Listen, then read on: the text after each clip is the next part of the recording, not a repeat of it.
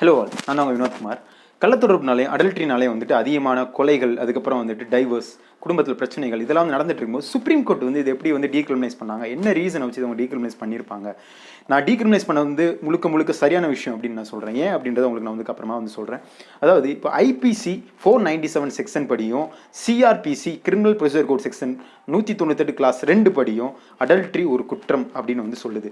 IBC section 497 படி என்ன சொல்லுது அப்படின்னு பார்த்தீங்கன்னா, அதாவது ஒரு கணவன் ஒரு மனைவி அவங்களுக்குள்ள இருக்கக்கூடிய ரிலேஷன்ஷிப் நடுவில் ஒரு அவுட்சைடர், ஒரு மேல் அவுட்சைடர் வந்துட்டு அந்த மனைவியோட வந்துட்டு கள்ள தொடர்பு, அதாவது வந்து செக்ஸ் வச்சுக்கிட்டார் அப்படின்னா, அதாவது கணவனுக்கு தெரியாமல் அவர் வந்து கள்ளத்தொடர்பு வச்சுக்கிட்டார் அப்படின்னு பார்த்தீங்கன்னா, இது என்னன்னா இது வந்துட்டு அடல்ட்ரியில் வரும். சரிங்களா? இப்போ கணவனுக்கு தெரிஞ்சு செக்ஸ் வச்சுக்கிட்டார் அப்படின்னா அது அடல்ட்ரியில் வராது. சரிங்களா? இது ஏன் அப்படின்னு கேட்டிங்கன்னா, woman is considers the property of men. Woman வந்துட்டு மென்னோடைய ஒரு ப்ராப்பர்ட்டி. அதனால் அந்த ப்ராப்பர்ட்டியை மென்னுக்கு தெரியாமல் வந்து அந்த வெளிநபர் வந்து எடுத்துக்கிட்டாருன்னா அது அடல்ட்ரி, அது தெஃப்ட் மாதிரி. இப்போது ஒரு அவுட் சைடு உமன் வந்துட்டு இந்த நபரோட வந்துட்டு செக்ஸ் வச்சுக்கிட்டாங்க அப்படின்னா, இந்த மனைவியால் வந்துட்டு அவங்க கணவன் மேலேயும் அந்த அவுட் சைடு மென் மேலே உமன் மேலேயும் வந்துட்டு கேஸ் வந்து போட முடியாது. ஏன்னு கேட்டிங்கன்னா, men is not the property of woman. Men வந்துட்டு உமனுக்கு ப்ராப்பர்ட்டி கிடையாது. சரிங்களா? உமன் தான் மென்னுக்கு ப்ராப்பர்ட்டி. ஸோ இந்த இடத்துல உமனுக்கு தேவையான ஈக்குவாலிட்டி வந்து மறுக்கப்படுது. உமன் வந்துட்டு டிஸ்கிரிமினேட் பண்ணப்படுறாங்க. சரிங்களா? இதில் வந்துட்டு இந்த மென்னை, அந்த அவுட் சைடர் மென் இருக்காங்களே, அவங்களுக்கு வந்து எவ்வளோ இந்த ஹஸ்பண்ட் வந்து கம்ப்ளைண்ட் பண்ணிட்டாங்க அப்படின்னா, கன்சென்ட் இல்லாமல் பண்ணி கம்ப்ளைண்ட் பண்ணிட்டாங்கன்னா, அந்த அவுட் சைடர் மென்னுக்கு வந்து எவ்வளோ பனிஷ்மெண்ட் கேட்டிங்கன்னா, கிட்டத்தட்ட 5 வருஷம் சிறை தண்டனை, அப்படி இல்லைன்னா ஏதாவது ஃபைன், அப்படி இல்லைன்னா ரெண்டுமே சேர்த்து வந்து பனிஷ்மெண்ட் வந்து கிடைக்கும். சரி, ஓகே. இப்போ சுப்ரீம் கோர்ட் முன்னாடி இருந்த கொஸ்டின் என்ன அப்படின்னு கேட்டிங்கன்னா, இந்த இது வந்துட்டு ஒரு கான்ஸ்டியூஷனலா இல்லை அன்கான்ஸ்டியூஷனலா செக்ஷன் 497 அப்படின்னு வந்து அவங்க எடுத்து சொல்கிறதுக்கு முன்னாடி ஒரு கொஸ்டின் வந்து இருக்குது. என்ன கொஸ்டின் அப்படின்னு கேட்டிங்கன்னா, அதாவது பிரிட்டிஷ் காலத்தில் வந்து ஏன் வந்துட்டு உமனை வந்து இந்த பனிஷ்மெண்ட்லேருந்து எக்ஸ்டெண்ட் பண்ணிட்டாங்க, இதில் வந்து உமனுக்கு வந்து பனிஷ்மெண்ட் கிடையாது, ஏன் வந்து உமனை வந்து எக்ஸ்டெண்ட் பண்ணிட்டாங்க அப்படின்னு நான் வந்து உங்களுக்கு வந்து சொல்கிறேன். அதாவது ஃபர்ஸ்ட் லா கமிஷன் வந்துட்டு எப்போ வந்து தொடங்கினாங்க அப்படின்னு கேட்டிங்கன்னா, 1837 வருஷம் லார்ட் மெக்கலேயால் தொடங்கப்பட்டது. அந்த ஃபர்ஸ்ட் லா கமிஷனில் லார்ட் மெக்கலே என்ன பண்ணுறாருன்னு கேட்டிங்கன்னா, இந்த அடல்ட்ரியை வந்துட்டு கொண்டு போய் சிவில் கேஸில் வைக்கிறாரு. சரிங்களா? அதுக்கப்புறம் 1860 வருஷம் ஜான் ரோமிலி அப்படின்னு சொல்லிட்டு ஒரு பிரிட்டிஷ்காரர் வந்துட்டு செகண்ட் லா கமிஷன் வந்துட்டு அமைக்கிறாரு. அவர் என்ன பண்ணுறாருன்னு கேட்டிங்கன்னா, இந்த ஆல்ரெடி இருந்த சிவில் கேஸில் இருந்த அடல்ட்ரி எடுத்து கொண்டு போய் கிரிமினல் கேஸில் வந்து வைக்கிறாரு. ஃபர்ஸ்ட் ஆஃப் ஆல் இந்த சிவில் கேஸ்னா என்ன, கிரிமினல் கேஸ்னா என்ன அப்படின்னு நான் வந்து சொல்லிடுறேன். சிவில் கேஸ்னா 2 நபர்களுக்குள்ளே நடக்கிற பிரச்சனை, அதை வந்து 2 நபர்களுக்குள்ளே பேசி தீர்த்து சரி பண்ணக்கூடிய ஒரு பிரச்சனை, அதுதான் அந்த சிவில் கேஸ். சரிங்களா? அது 2 அவங்களுக்குள்ளேயே முடிஞ்சிடும். சொசைட்டி எந்த ஒரு பாதிப்படையும் செய்யாது, ஸ்டேட் எந்த ஒரு பாதிப்படையும் செய்யாது. கிரிமினல் கேஸ்னால் என்ன பண்ணணும்னு கேட்டிங்கன்னா, சொசைட்டியை பாதிக்கும், ஸ்டேட்டை பாதிக்கும், சுற்றி இருக்க நபர்களை பாதிக்கும், பப்ளிக் டிஸார்டரை வந்து குலைக்கும். இதுதான் வந்து உண்டாக்குறது தான் வந்து கிரிமினல் அஃபென்ஸ். அது ரேப்பாக இருக்கலாம், கொலையாக இருக்கலாம், எதாவது வேணா இருக்கலாம். அப்படி இருக்க பட்சத்தில் இந்த கிரிமினல் அஃபென்ஸை கொண்டு போய் நம்ம இந்த ரேப் கள்ள தொடர்பை கொண்டு போய் கிரிமினல் அஃபென்ஸில் வந்து வைக்கிறது வந்துட்டு ஒரு சரியான விஷயமா இருக்காது அப்படின்றது ஒரு சுப்ரீம் கோர்ட் ஒரு வாதம். சரிங்களா? இப்போது அந்த காலத்தில் வந்துட்டு ஏன் உமனை வந்து இதுலேருந்து எக்ஸ்டெண்ட் பண்ணிட்டாங்கன்னு பார்த்தீங்கன்னா, 1860 வருஷம் ஜான் ரொமேலே வந்துட்டு இதை வந்து ஏன் வந்து உமனை கொண்டு வரலன்னு கேட்டிங்கன்னா, அந்த காலத்தில் பாலிகேமி, அதுக்கப்புறம் வந்து யங்கர் மேரேஜ் வந்து ரொம்ப ப்ரீவேலண்ட்டாக இருந்துச்சு. பாலிகாமினா வந்து ஒரு ஆண் வந்து பல பெண்கள் வந்து கல்யாணம் பண்ணிக்கலாம். இந்த மாதிரி வந்துட்டு ஒரு இது இருக்கிறதுனால பெண்களுக்கு வந்துட்டு ஒரு ப்ரொடெக்ஷனிசமே இல்லை. அதனால் வந்துட்டு அவங்கள ப்ரொடெக்ட் பண்ணுற விதத்தில் வந்து என்ன பண்ணாங்கன்னா, அந்த சட்டத்தில் பெண்களுக்கு பனிஷ்மெண்ட் இல்லை, ஆண்களுக்கு மட்டும்தான் பனிஷ்மெண்ட் அப்படின்ற மாதிரி வந்து கொண்டு வந்தாங்க. ஓகேவா? இப்போது இது ஒரு நோஷன் இருந்துச்சு அந்த காலத்தில். என்ன அப்படின்னு கேட்டிங்கன்னா, ஆண் தான் வந்து ஒரு பெண்ணை செடியூஸ் பண்ணி அந்த பெண்ணை வந்துட்டு விக்டிமாக வச்சு அவங்க வந்து அந்த இதில் வந்து ஈடுபடுறாங்க அப்படின்னு ஒரு நோஷன் இருந்துச்சு. அதனால் ஆணுக்கு தான் வந்து இதை பனிஷ்மெண்ட் கொடுக்கணும் அப்படின்ற மாதிரி ஒரு நோஷனில் அது வந்து கொண்டு போனாங்க. சரி, ஓகே. இப்போ வந்துட்டு நம்ம ஒவ்வொருத்தருடைய மதத்துலேயுமே மத சட்டங்கள் அப்படின்னு சொல்லி ஒன்று இருக்கும் பார்த்தீங்கன்னா. ஓகே, ஒவ்வொரு சட்டமாக வந்து பார்ப்போம். பைபிளில் வந்து என்ன சொல்லுது அப்படின்னு கேட்டிங்கன்னா, பைபிள் சட்டப்படி, அதாவது வந்துட்டு லிவிட்டிசஸ் 20:10 என்ன சொல்லுதுன்னு கேட்டிங்கன்னா, ஒரு ஆணும் ஒரு பெண்ணும் வந்துட்டு கல்யாணத்தை விட்டு வெளியே வந்துட்டு அவங்க வந்து தொடர்பு வந்து மேரேஜ் அப்பார்ட் ஃப்ரம் மேரேஜ் வெளியே தொடர்பு வச்சுக்கிட்டாங்க அப்படின்னா அவங்களுக்கு இமீடியட்டாக வந்து டெசண்டன்ஸ் வந்து கொடுக்கணும். பைபிளில் வந்துட்டு ஒரு 10 கமாண்ட்மெண்ட்ஸும் வந்து ஒன்று சொல்லுது. You shall not commit adultery, அதாவது அடல்ட்ரி வந்துட்டு கமிட் பண்ணக்கூடாது அப்படின்னு 10 கமாண்ட்மெண்ட்ஸில் ஒன்றா இருக்குது. அதுக்கப்புறம் இஸ்லாமிய சட்டப்படி என்ன சொல்லுது அப்படின்னு பார்த்தீங்கன்னா, இஸ்லாமிய சட்டத்தில் வந்துட்டு ஒரு விஷயம் இருக்குங்க. இதே தான், இது ஒரு நேரோ டெஃபினிஷன் தான் இஸ்லாமிய சட்டத்துலையுமே. ஒரு ஆண் ஒரு பெண் வந்து கல்யாணத்தை உறவை தவிர்த்து வெளியே வந்து யாரும் தொடர்பு வச்சுக்கிறாங்கன்னா அது வந்து குற்றம். அந்த குற்றப்பட்டவர்களுக்கு வந்து இம்மிடியட்டாக வந்து டெத் பெனால்ட்டி வந்து கிடைக்கும். இப்போது இந்த இதில் வந்து ஒரு இது இருக்குது, ஒரு ரூல் இருக்குது. இது என்ன ரூல் அப்படின்னு கேட்டீங்கன்னா, இஸ்லாமியத்தில் ஒரு ரூல் இருக்குது. அதாவது அந்த சாட்டப்பட்ட நபர் வந்துட்டு அந்த குற்றம் சாட்டியிருக்காங்க இல்லையா, அந்த குற்றம் சாட்டின நபர் போய் கம்ப்ளைண்ட் பண்ணும்போது அவர் வந்து ஒரு 4 விட்னஸை வந்து ப்ரொவைட் பண்ணணும். 4 விட்னஸ் ப்ரொவைட் பண்ணணும். அதாவது இவங்க வந்துட்டு கள்ளத்தொடர்பில் ஈடுபட்டிருக்காங்க, என்னுடைய கணவனோ இல்லை ஒரு என்ன மனைவியோ இது கள்ளத்தொடர்பில் வந்து ஈடுபட்டிருக்காங்க அப்படின்னு 4 விட்னஸ் அவங்க வந்து கொடுக்கணும். அப்படி அவங்க 4 விட்னஸ் கொடுக்கல அப்படின்னு வைங்களேன், அந்த கம்ப்ளைண்ட் பண்ணவங்களுக்கு 80 சாட்டை அடி இருக்குது. சரிங்களா? இஸ்லாமிய சட்டத்தில் வந்து இது சொல்கிறாங்க. அதாவது இந்து சட்டப்படி வந்து இது ஒரு ப்ராடர் டெஃபினிஷன். இந்து சட்டப்படி வந்து என்ன மனுஸ்மிருதி வந்து இந்துலா மனுஸ்மிருதியில் வந்துட்டு என்ன சொல்லுது அப்படின்னு கேட்டிங்கன்னா, அதாவது ஒரு ஆண் வந்துட்டு ஒரு பெண் ஒரு கல்யாணமான ஒரு பெண்ணோட போய் உட்காந்து பேசினாலோ இல்லை வந்துட்டு அவங்களுடைய ஆடை ஆபரணங்கள் இதை ஏதோ ஒன்று தொட்டால் கூட அது வந்துட்டு அடல்ட்ரி தான். இல்லை உட்காந்து போய் பேசினா கூட, அவங்க கூட சேர்ந்து நடந்து போனால் கூட அது ஒரு அடல்ட்ரி. இல்லைனா வந்து அவங்களோட சேர்ந்து செக்ஸ் வச்சுக்கிட்டாலும் அது வந்து அடல்ட்ரி அப்படின்னு தான் வந்து அந்த மனுஸ்மிருதி வந்து சொல்லுது. இந்த மாதிரி நபர்கள் வந்து இம்மிடியட் டெத் பெனால்ட்டி. சரிங்களா? எக்ஸப்ட் பிராமினை தவிர்த்து மற்ற எல்லா ஹிந்துஸ்க்குமே வந்து இதில் வந்து டெத் பெனால்ட்டி வந்து கிடைக்கும் அப்படின்றதான் இது வந்து ஓவரால் வந்துட்டு எல்லா மதத்துடைய ஒரு சட்டம், லா. ஓகேங்களா? இப்போது நம்ம வந்துட்டு இந்த செக்ஷன் 497 வந்து கேசஸ் நடந்திருக்கும் இல்லையா, அந்த கேஸோட ஹிஸ்ட்ரியை வந்து பார்ப்போம். அதாவது 1954 அப்துல் அசீஸ் அப்படின்னு சொல்லிட்டு ஒருத்தர் வந்துட்டு கேஸ் வந்து ஃபைல் பண்ணுறாரு. Yusuf Abdul Aziz versus state of Bombay அந்த கேஸ் நடக்குது. அவர் வந்து இந்த செக்ஷன் 497 வந்து ரைட் டு ஈக்குவாலிட்டி வந்து அகேன்ஸ்டாக இருக்குது. அதாவது வந்து ரைட் டு ஈக்குவாலிட்டி வந்து கொடுக்க மாட்டேங்குது. ஸோ வந்து இதை வந்து நீங்கள் வந்து எடுத்துருங்க, இந்த செக்ஷன் வந்து இருக்கக்கூடாது அப்படின்னு சொல்லி வந்து அவர் வந்து ஒரு கம்ப்ளைண்ட் வந்து ஃபைல் பண்ணுறாரு. ஆர்டிகல் 14க்கு அகேன்ஸ்டாக இருக்குது. ஸோ அவங்க என்ன பண்ணுறாங்க அப்படின்னு கேட்டிங்கன்னா, சுப்ரீம் கோர்ட் வந்து ஒரு டிசிஷன் வந்து கொடுக்குறாங்க. ஆர்டிகல் 15 கிளாஸ் 3 படி உமனுக்கு ஒரு ஸ்பெஷல் ப்ரொவிஷன் வந்துட்டு கவர்மெண்ட், இந்தியன் கவர்மெண்ட் எது வந்து அவங்க வந்து கொடுக்கலாம். ஸோ இந்த செக்ஷன் 497 வந்துட்டு உமனுக்கு வந்து ஒரு ஸ்பெஷல் ப்ரொவிஷன், அதனால் இதை நாங்கள் வந்து ரிமூவ் பண்ண முடியாது அப்படின்னு சொல்லி தான் அவங்க மறுத்துட்டாங்க. ஓகே. அதுக்கப்புறம் 1984 மறுபடியும் ஒரு கேஸ் ஒன்று வருது. அந்த கேஸில் வந்து என்ன சொல்கிறாங்க அப்படின்னு கேட்டிங்கன்னா, உமன் வந்துட்டு இதை கம்ப்ளைண்ட் பண்ண முடியல. ஸோ அவங்களுக்கு கம்ப்ளைண்ட் பண்ணுற அளவுக்கு இதை வந்து இதை வந்து திருப்பி எனாக்ட் பண்ணுங்க அப்படின்னு சொல்லி வந்து கேட்குறாங்க. பட் அவங்களும் திருப்பி சொல்லிட்டாங்கன்னா, இதில் உமன்லாம் வந்து கம்ப்ளைண்ட் பண்ண அவசியம் கிடையாது. ஓகேங்களா? அது உமன்லாம் அவ்வளோ கொண்டு வர மாட்டோம் அப்படின்னு சொல்லி அவங்க அப்பயும் சொல்லிட்டாங்க. அதுக்கப்புறம் 1988 Revathi versus union of India, ரேவதின்ற ஒருத்தவங்க என்ன கேஸ் வந்து ஃபைல் பண்ணுறாங்க. அவங்க என்ன ஃபைல் பண்ணாங்கன்னா, சேம் திங் 1954 ஃபைல் பண்ண கேஸ் தான், ரைட் அகேன்ஸ்ட் ஈக்குவாலிட்டிக்கு அகேன்ஸ்டாக இருக்குது. ஸோ வந்துட்டு ஆர்டிகல் 14க்கும் article 21 right to life, right to privacy, right to dignity இதுக்கு அகேன்ஸ்டாக இருக்குது. அதனால் வந்துட்டு இங்கே என்ன பண்ணுங்க அப்படின்னா, இதை வந்து உடனே ரிமூவ் பண்ணியிருக்க அப்படின்னு சொல்லி இந்த கம்ப்ளைண்ட் ஃபைல் பண்ணுறாங்க. சுப்ரீம் கோர்ட் வந்து சேம் திங் இதை வந்துட்டு என்ன பண்ணிட்டாங்கன்னா, reverse discrimination in favour of woman அப்படின்னு ஒரு ஆர்டர் வந்து கொடுத்துட்டாங்க. Reverse discrimination in favour of woman அப்படின்னா என்னன்னு கேட்டிங்கன்னா, அதாவது வந்துட்டு பாசிட்டிவ் டிஸ்கிரிமினேஷன் சொல்லலாம். பாசிட்டிவ் டிஸ்கிரிமினேஷன் அப்படின்னா வந்துட்டு உமன் வந்துட்டு இதிலேருந்து வெளியே அந்த பனிஷ்மெண்ட்லேருந்து வெளியே டிஸ்கிரிமினேட் பண்ணுறாங்க அப்படின்னா பண்ணப்படுறாங்க அப்படின்னா அவங்க வந்துட்டு ஒரு வல்னரபிள் செக்ஷன் ஒரு நோஷனாகவே அப்பயுமே கன்சிடர் பண்ணாங்க. மென் தான் வந்துட்டு செடியூஸ் பண்ணி வந்து விக்டிம்ஸ் வந்து உமன்ஸ் வந்து விக்டிம்ஸாக இருக்காங்க அப்படின்ற மாதிரி வந்து சொல்லிட்டாங்க. சரி, ஓகே. அதுக்கப்புறம் இப்போ வந்து இந்த இதை வந்து செப்டம்பர் 27 வந்துட்டு ஃபைனல் வந்து ஆர்டர் வந்திருக்கு. இது வர்றதுக்கான காரணம் என்ன அப்படின்னு கேட்டிங்கன்னா, அதாவது அக்டோபர் 10, 2017 கேரளாவில் இருந்த ஒரு என்ஆர்ஐ ஜோசப் ஷைன் அவர் வந்துட்டு ஒரு பெட்டிஷன் வந்து சப்மிட் பண்ணுறாரு. இது அவர் என்ன சொல்கிறார் அப்படின்னு கேட்டிங்கன்னா, இந்த 497 செக்ஷன் வந்துட்டு ஈக்குவாலிட்டிக்கு அகெயின்ஸ்டாகவும், சரிங்களா, அதுக்கப்புறம் வந்துட்டு ரைட் டு ப்ரைவசி, அதுக்கப்புறம் வந்துட்டு ரைட் டு டிக்னிட்டி இதுக்கு வந்துட்டு அகேன்ஸ்டாக வந்து இருக்கிறதுனால இது வந்துட்டு உடனே வந்து ரிமூவ் பண்ணணும் அப்படின்னு சொல்லி வந்து அவர் வந்து பில் ஒன்று சப்மிட் பண்ணுறாரு. அவர் சப்மிட் பண்ண டேட் வந்து அக்டோபர் 10, 2017. ஜூலை 11, 2018 என்ன நடக்குது அப்படின்னு கேட்டிங்கன்னா, சென்டர் வந்து சுப்ரீம் கோர்ட் கிட்ட வந்து சொல்கிறாங்க, நீங்கள் செக்ஷன் 497 வந்துட்டு நீங்கள் வந்து அன்கான்ஸ்டிடியூஷனல் அப்படின்னு சொல்லி ரிமூவ் பண்ணக்கூடாது. ஏன்னு கேட்டிங்க அப்படின்னா, மேரேஜ் வந்துட்டு ஒரு ஹோலினஸ், அது வந்து அதை நீங்கள் வந்து ரிமூவ் பண்ணிங்க அப்படின்னா அந்த ஹோலினஸ் வந்து போயிடும் அப்படின்ற மாதிரி வந்து சென்டர் வந்துட்டு சுப்ரீம் கோர்ட் கிட்ட வந்து நீங்கள் சொல்கிறாங்க. ஆகஸ்ட் 2 சுப்ரீம் கோர்ட் வந்து சென்ட்ரிக்கிட்ட வந்துட்டு ஒரு ரிப்ளை கொடுக்குறாங்க. என்ன ரிப்ளை கொடுக்குறாங்கன்னா, மேரேஜ் ஹோல்டினஸ் அப்படின்றது ஜஸ்ட் ஒரு இஷ்யூ தான், ஆனால் இந்த செக்ஷன் 497 வந்துட்டு ஈக்குவாலிட்டியை வந்து சுத்தமாக வந்து இல்லாமல் பண்ணுது. அது கிளியராக வந்து அதில் நம்மளுக்கே வந்து தெரியுது. இது வந்து ஒரு ப்ரீவியஸ் 158 வருஷ ஆண்டு கால ஒரு பழமையான ஒரு சட்டம். அது இதில் வந்து ஒரு ஈக்குவாலிட்டி வந்து அப்போ மறுக்கப்பட்டிருக்கு, இப்போ வந்து சேம் திங் இது ஹேப்பனிங்னா அது வந்து நாங்கள் அக்செப்ட் பண்ணிக்க மாட்டோம் அப்படின்னு சொல்லி தான் அவங்க ரிப்ளை கொடுத்துட்றாங்க.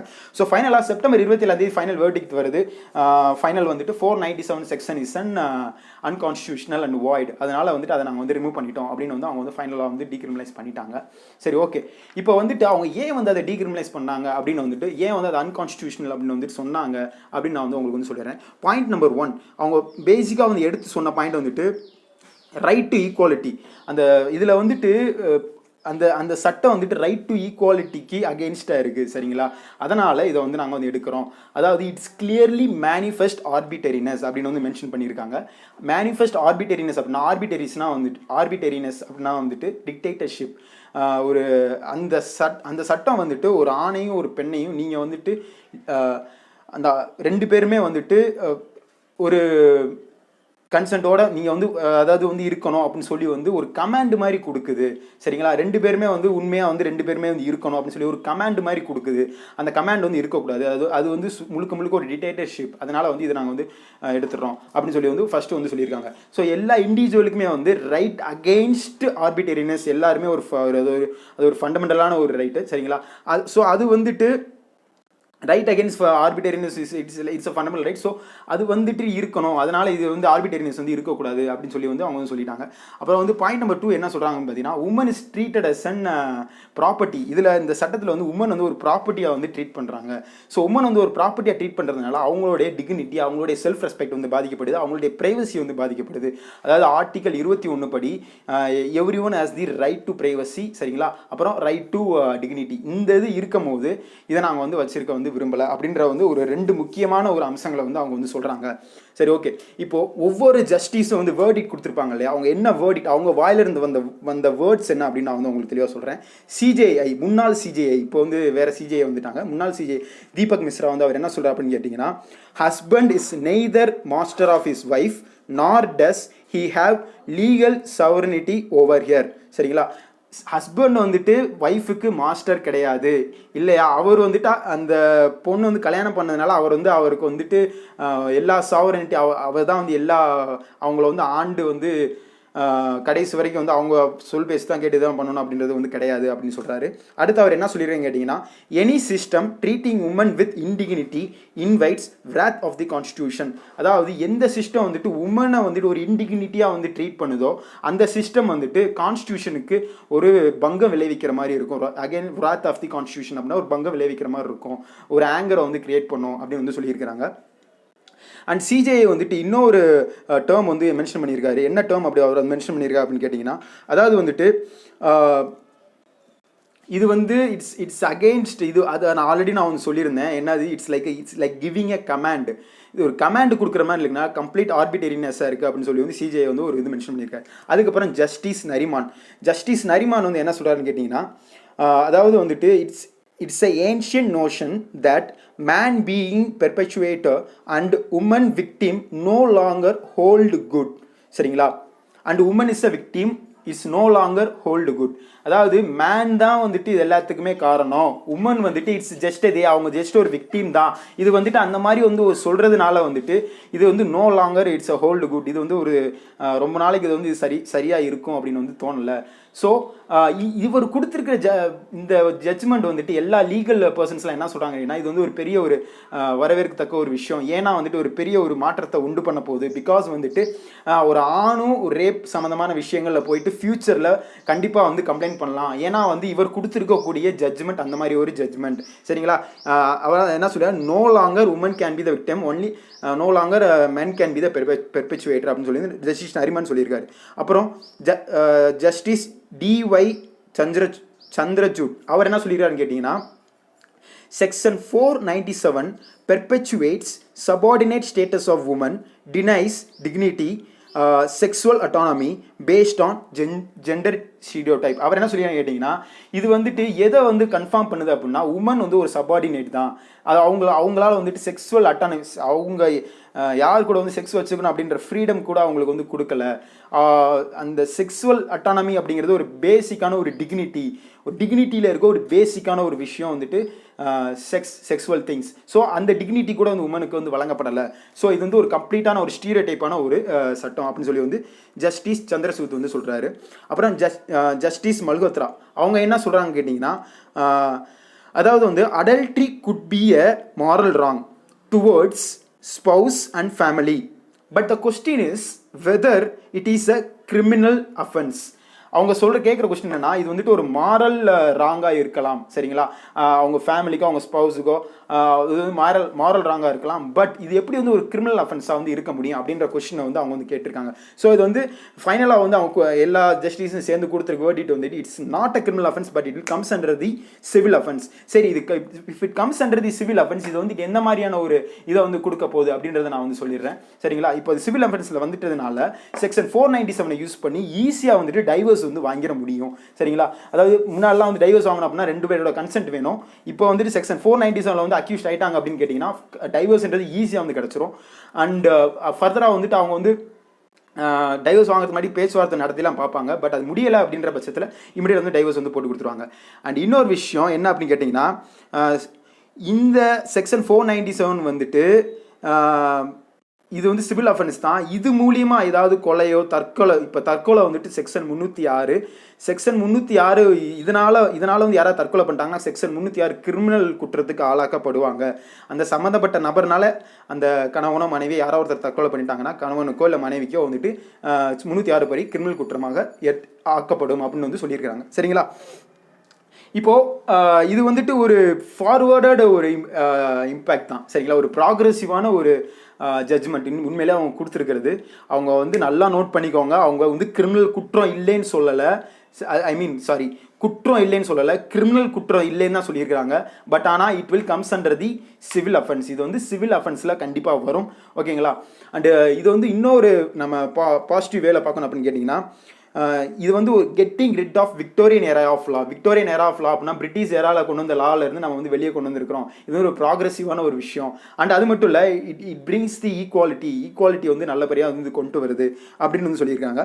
அப்புறம் it brings the right based social order note the point, social order instead of moral order. இது வந்துட்டு சோசியல் ஆர்டரை வந்துட்டு நல்லா ஸ்ட்ராங் பண்ணுது, மாரல் ஆர்டரை வந்துட்டு தூக்கி போட்டுருது. ஸோ சோசியல் ஆர்டர் நோக்கி எந்த கண்ட்ரிலாம் வந்து போகுதோ அந்த கண்ட்ரி வந்து இன்னும் ப்ராக்ரெசிவ் கண்ட்ரி நோக்கி போயிட்டு இருக்கு அப்படின்னு சொல்லி அர்த்தம். இன்னும் ஒரு முக்கியமான ஒரு பாயிண்ட், இந்த இதை வந்துட்டு ஒரு டீக்ரிமினலைஸ் பண்ணதுனால எந்த ஒரு டேட்டாஸும் கிடையாது. இதனால் வந்துட்டு செக்ஸுவல் ஹேபிட்ஸில் வந்து அதிகமாகும் அப்படின்னு சொல்லி எந்த ஒரு டேட்டாஸுமே கிடையாது. நான் உங்களுக்கு ஒரு முக்கியமான ஒரு விஷயம் சொல்லிடுறேன். நான் போன வீடியோ, அதாவது செக்ஸுவல் அஃபெண்டர்ஸ் வீடியோவில் வந்துட்டு நான் வந்து ஒரு முக்கியமான விஷயம் சொல்லியிருந்தேன். தாமஸ் ரியூட்டஸ் ஃபவுண்டேஷன் வந்துட்டு டாப் 10 கண்ட்ரிஸ் வந்து எந்த கண்ட்ரிஸ்லாம் உமன்ஸுக்கு வந்து டேஞ்சரஸ் அப்படின்னு சொல்லி வந்து போட்டிருந்தாங்க அப்படின்னு சொல்லி உங்களுக்கு நான் வந்து சொல்லியிருந்தேன். அதில் இந்தியா தான் டாப் மோஸ்ட் கண்ட்ரி, நம்பர் 1. அதுக்கப்புறம் தான் ஆப்கானிஸ்தான், பாகிஸ்தான், சொமாலியாலாம் வருது. 10வது இடத்துல USA இருக்குது. இப்போ இந்த டாப் 10 கண்ட்ரீஸ்லையுமே, சரிங்களா, இந்த 497 செக்ஷன் வந்துட்டு குற்றம், சரிங்களா. யூஎஸ்ஏல ஒரு சில ஸ்டேட்ஸில் மட்டும் குற்றம், எல்லா ஸ்டேட்ஸ்லையும் கிடையாது. அதனாலேயே என்னமோ தெரியல, இந்த டாப் 10 கண்ட்ரீஸில் இருக்கிற எல்லா கண்ட்ரீஸ்லையுமே வந்துட்டு இந்த 497 குற்றத்தில் தான் இருக்குது. அப்படி இந்த குற்றத்தில் இருக்கும் போது ஏங்க வந்து உங்களுக்கு வந்து கிரிமினல் உமன்ஸுக்கு அகேன்ஸ்டாக கிரிமினல்ஸ்லாம் வந்து இதெல்லாம் வந்து அதிகமாகுது, எனக்கு அது ஒன்றும் தெரியல. இப்போது இன்னொரு விஷயம் உங்களுக்கு நான் சொல்லணும் அப்படின்னா, இந்த அதாவது வந்து 497 செக்ஷன் எந்தெந்த கண்ட்ரீஸ்லாம் குற்றம் இல்லையோ அந்த கண்ட்ரீஸ்லாம் வந்து உமனுக்கு ஒரு சேஃப்கார்டான ஒரு விஷயமா இருக்குது. நான் ஒரு விஷயத்தை நான் வந்து சொல்லிடுறேன். எந்த ஒரு விஷயம் வந்து குற்றம்னு சொல்லிட்டு அதை வந்து பார்க்கப்படுதோ அந்த விஷயத்தை அதிகமாக செயல்படுத்தணும், செய்ய தூண்டும் அப்படின்னு சொல்லி வந்து நிறையா பேத்துக்கு வந்துட்டு ஒரு எண்ணங்கள் வந்து உள்ளே இருந்து வெளிப்படையாக வந்து வரும். இது வந்து ஒரு ப்ராக்ரெசிவான ஒரு ரூலிங். இதனால் வந்து இதை நீங்கள் கரெக்டாக தெளிவாக புரிஞ்சுக்கோங்க. இது வந்து நம்ம கல்ச்சுரல் ஆஸ்பெக்ட், சரிங்களா. இது என்னுடைய பாயிண்ட் ஆஃப் வியூ என்ன அப்படின்னா, இவங்க கொடுத்துருக்கக்கூடிய ஜட்மெண்ட் வந்து it's a perfect judgment. And இன்னொரு விஷயம் தெளிவாக புரிஞ்சுக்கோங்க, நம்ம கல்ச்சுரல் அடிப்படையில் ஒருவனுக்கு ஒருத்தி, சரிங்களா. அந்த கல்ச்சுரல் இதை வந்து நீங்கள் அதுலேருந்து வெளியே வந்துடுறாங்க தயவு செஞ்சு. அதாவது வந்துட்டு ஒரு ட்ரூ லவ் இருக்கக்கூடிய எந்த ஒரு ஹஸ்பண்ட் அண்ட் ஒய்ஃபுக்குமே வந்துட்டு ட்ரூ லவ் இருக்கக்கூடிய ஹஸ்பண்ட் அண்ட் ஒய்ஃபுக்கு யாருமே துரோகம் பண்ணணும்னு வந்து யாருமே நினைக்கவும் மாட்டாங்க, தோணவும் செய்யாது. ஸோ இருக்கும் போதே வந்துட்டு உங்கள் ஹஸ்பண்ட் ஒய்ஃபில் நீங்கள் வந்து ட்ரூவாக இருந்து பாருங்கள். ஒருத்தருக்குள்ள ஒருத்தர் ட்ரூவாக இருந்தீங்க அப்படின்னா அந்த ட்ரூனஸ் வந்துட்டு உங்களுக்குள்ள வந்து வெளிப்படையாக மாறாது அப்படின்னு சொல்லிட்டு வந்து இந்த வீடியோ நான் இத்தனை முடிச்சுக்கிறேன். இதுக்கப்புறம் ஏதாவது ஃபர்தர் அப்டேட்ஸ் வந்துச்சுன்னா உங்களுக்கு நான் வந்து சொல்கிறேன். So be happy, stay tune for further updates guys. Jai Hind.